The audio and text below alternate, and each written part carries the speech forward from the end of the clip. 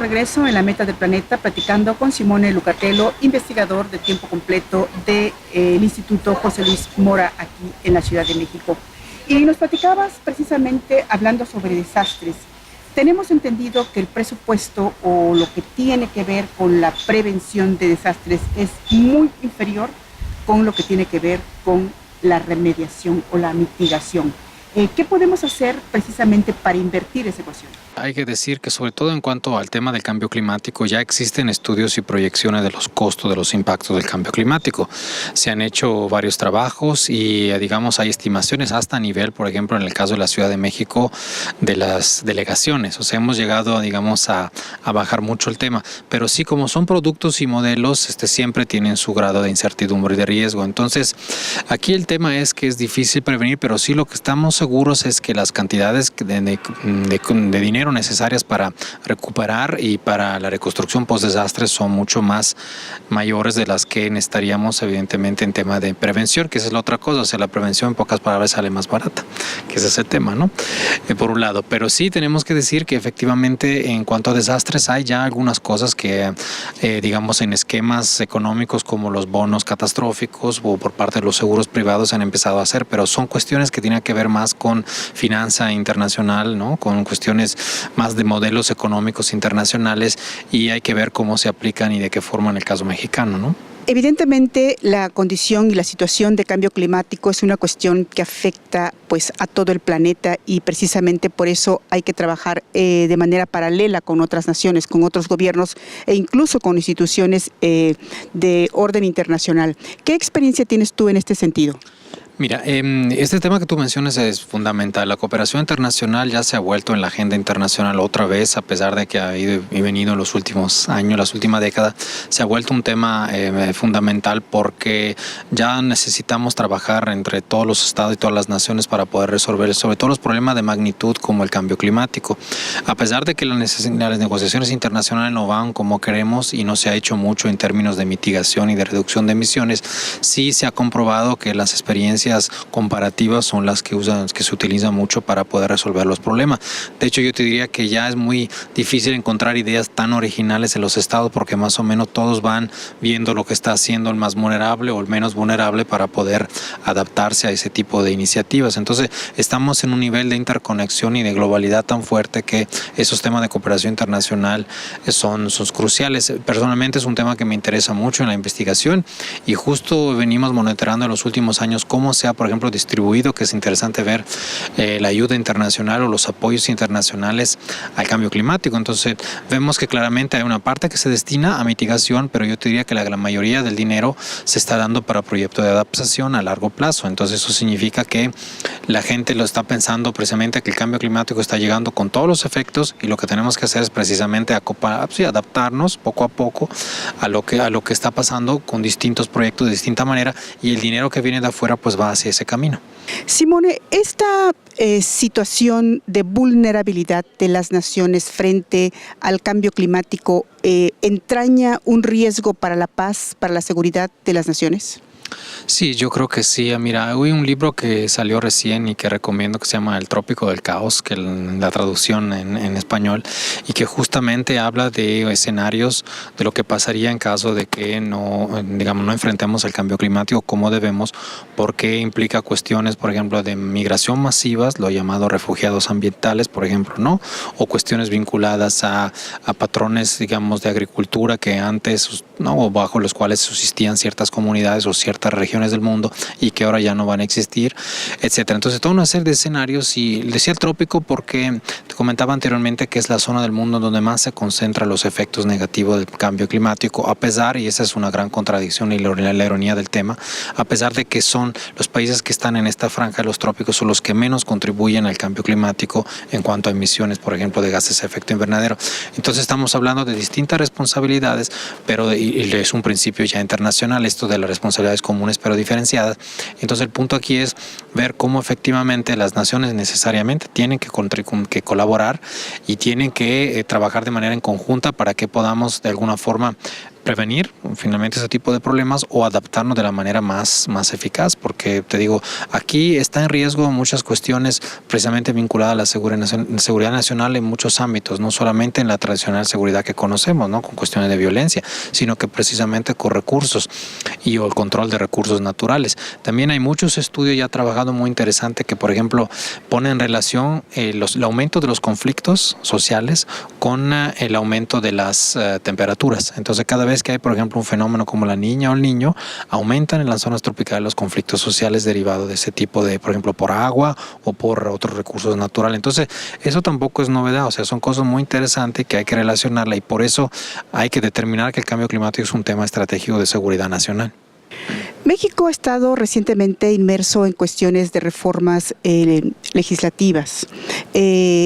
Se habla mucho, por ejemplo, de lo que tiene que ver con la cuestión hacendaria y que está vinculada en algún momento dado con las cuestiones de impuestos a pues las emisiones de carbono. ¿Qué nos puedes decir sobre esto? Sí, mira, eso es un tema importante también. Hubo, como tú bien dices, en las discusiones que hay ahora sobre la reforma hacendaria se está hablando de poner un impuesto al carbono, no solamente al sector privado, sino a que todos los ciudadanos. Entonces, sabemos que en un país donde la recaudación de impuestos es desigual, donde hay mucha también diferencia de ingresos entre, digamos, sabemos que tenemos el hombre más rico del mundo, pero tenemos también 50 millones de pobres. Entonces, es muy difícil saber a qué población realmente tenemos que poner estos impuestos. Hay que tener mucho cuidado porque es un debate que se tiene que dar, pero también hay que ver las condiciones reales del país. O sea, sabemos, te digo, que mucha gente no solamente no paga impuestos, sino que la clase media ya está sumamente agravada de estos impuestos. Entonces, las proyecciones y lo que se está hablando de esta reforma es que precisamente vayan a tocar otra vez las clases y los grupos sociales que tienen posibilidad de pagar, que es una clase media otra vez que sí que está creciendo, pero que ya está sumamente cargada con los impuestos. Entonces, habría que ver.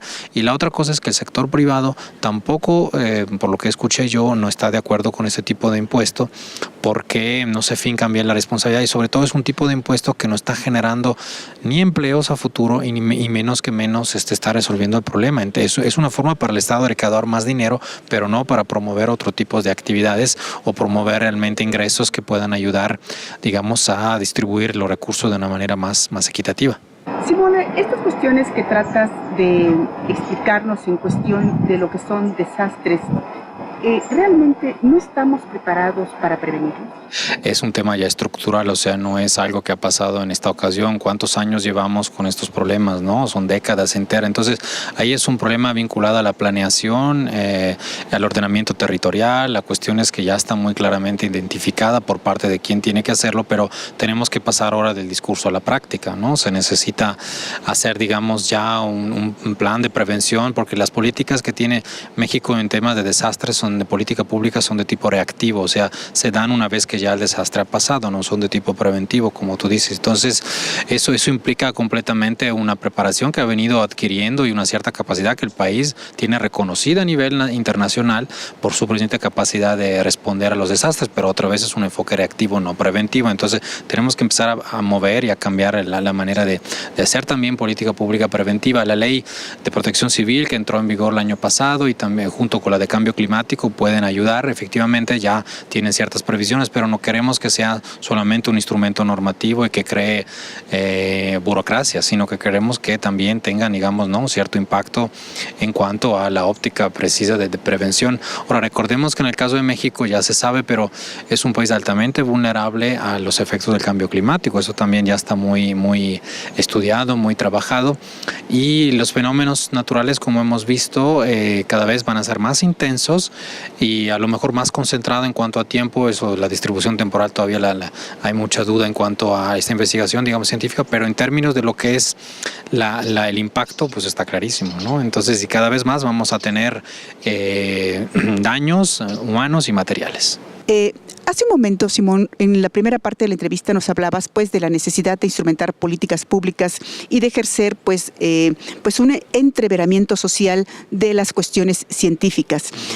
Sin embargo, yo me pregunto y te pregunto, ¿qué tiene que ver toda esta cuestión de asentamientos irregulares o de construcciones no sustentables con cuestiones de falta de honestidad o de corrupción?